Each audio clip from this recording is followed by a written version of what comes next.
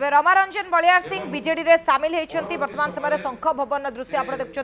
तेज सामिल है बेलू बड़ पटुआर से शंख भवन जाए आसी रमारंजन बलियार सिंह भारतीय जनता पार्टी उपसभापति हिसाब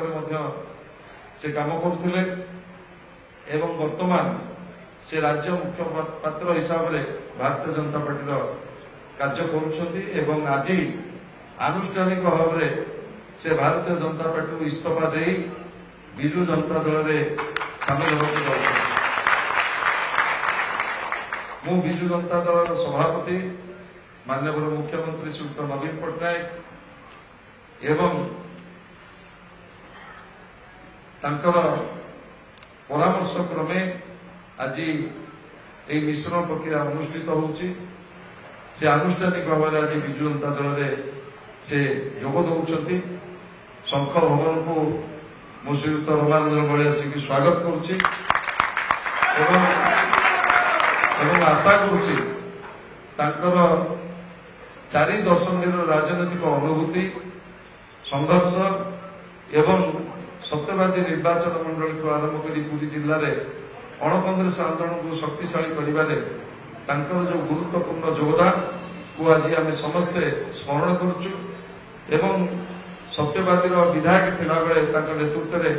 बहुत उल्लेखनीय कार्य होती आज से आनुष्ठानिक भाव में विजु जनता दल जोग मुझे धन्यवाद और कृतज्ञता जनाऊँ जहाँफल केवल सत्यवादी विधानसभा निर्वाचन मंडली शक्तिशाली हम ना पूरी जिले में विजु जनता दल को शक्तिशाली कर गोटे अग्रगण्य भूमिका एवं नवीन बाबूर स्वच्छ शासन लोकाभिमुखी योजना एवं एक उच्चतर संगठन को शक्तिशाली कर भूमिका निश्चित भाव में गुरुत्वपूर्ण एवं आसंता साधारण निर्वाचन में दल को आमको अत्यंत प्रोत्साहित हम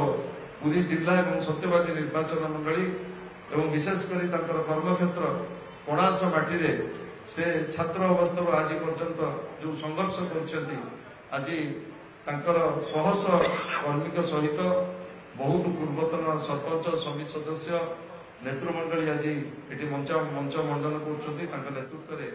आज आनुष्ठानिक भाव में विजु जनता दल से जोग सहयोगी सहकर्मी शुभेच्छु समर्थक समस्त को